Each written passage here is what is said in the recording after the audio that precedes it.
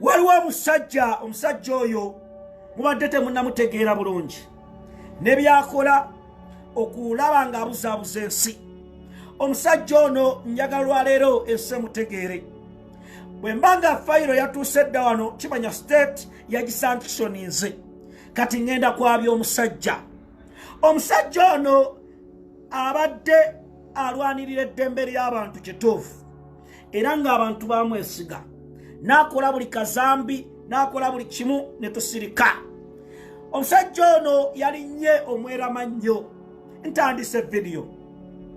Omusajja ono musajja muddugavu bulungi era omusajja ono mbadde okuva ensonga lwe yatuuka ne musindikako abakesi bange bakigatto batambula wagenda emmere alyawa akolagana n'baani basisinkana. Fayiro n'egimaliziriza bulungi. Fayiro bwetuuse ku tebo ne ŋŋamba kati ensi kangibuulira omusajja ono emutegeere. Bakadde bange njabategeeza nti Mwami Museveni ne gavumenti ye Kigambiya baatuuka ne batya. Bwe baatya ne balaba nga Robert Kyagulanyi Ssentamu pulezidenti wa Uganda omulonde abafuukidde akagatto, abafuukidde obuzibu, ne bagezaako okugula ba lobbyists mu mawanga ag'ebweru okulungira ekifaananyi kyabwe. Bino byonna ne bigaana. Ne bagamba tukoze tutya. Mwami Museveni ne gavumenti ye ne bagamba aliwo akasajja akakwatagana n'abasajja wabweru. Akasajja kano kalabika ke kayinza okututaasa. Tusooke tukanyigirize. Omusajja oyo Nicholas Opio. Nicholas Opio baganda bange Nicholas Opio abasajja ne bamunyigiriza. Ne bamutwala ekitalya oyo ne bamuteekayo ne bamunyiga ne bamuteeka mu negotiations ne bamulaga embeera yonna nga bamugamba Opio sente ozijjawa. Ayina akagundi kakulira kengendo babuulira mu maaso awo. Nicholas Opio munnange bwe yabeera ekitalya ebibiina eby'ensi yonna abalwanira eddembe ly'obuntu ne bajja ne bamukyalira mu kkomera nga boogera naye. Mwami Museveni n'agamba akasajja kano tulina okukafuna kubanga kekoogera ne Human Rights Commission, kekoogera International Watch, biki byonna eddembe ly'abantu bannange bikaabya binakuwaza. Wulira Nicholas Opio. Nicholas Opio ng'ennaku z'omwezi 23 omwezi ogw'omusanvu Nicholas Opio yasisinkana abamu mu gavumenti ya Mwami Museveni. Abantu wano wammanga bengenda okugamba Nicholas Opio kiki ekyamusisinkanye kisooka.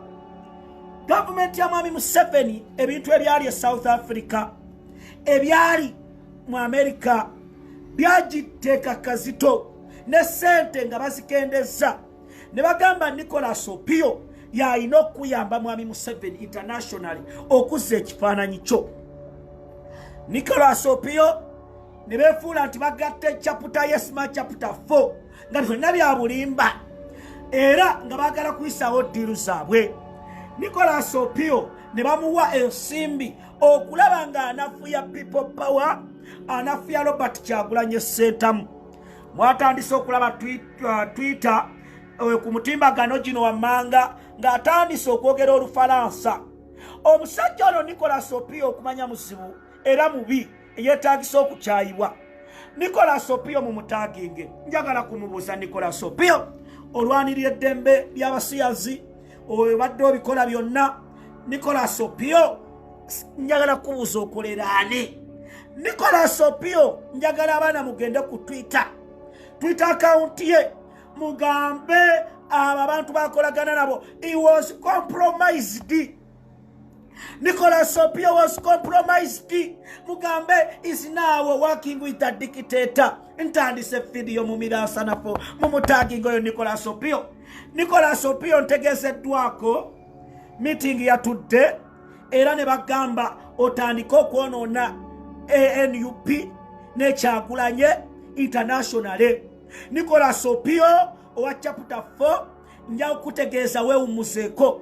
Wawandise ebigambo bino wammanga era nsaba nkubuuze. Nicholas Opio yagambye I have represented many NUP leaders and supporters when their rights are infringed, but I think this hate landed online trolls agezaako kugamba omupembe ono Nicholas Opio. Nicholas Opio musimanya abakulembeze ba Nupu abaki mbuli presentinze mukomera ani yakwita sente waziridde Nicholas Opio era ayagala kulaba nga internationally agezaako okulaba nti mwami Museveni bafugisa mateeka kyova olaba era yazzeeyo n'agamba wano yabadde ng'alaga nti owinyi dot nti ye talina musango. Nicholas Opio tumanyi woosula.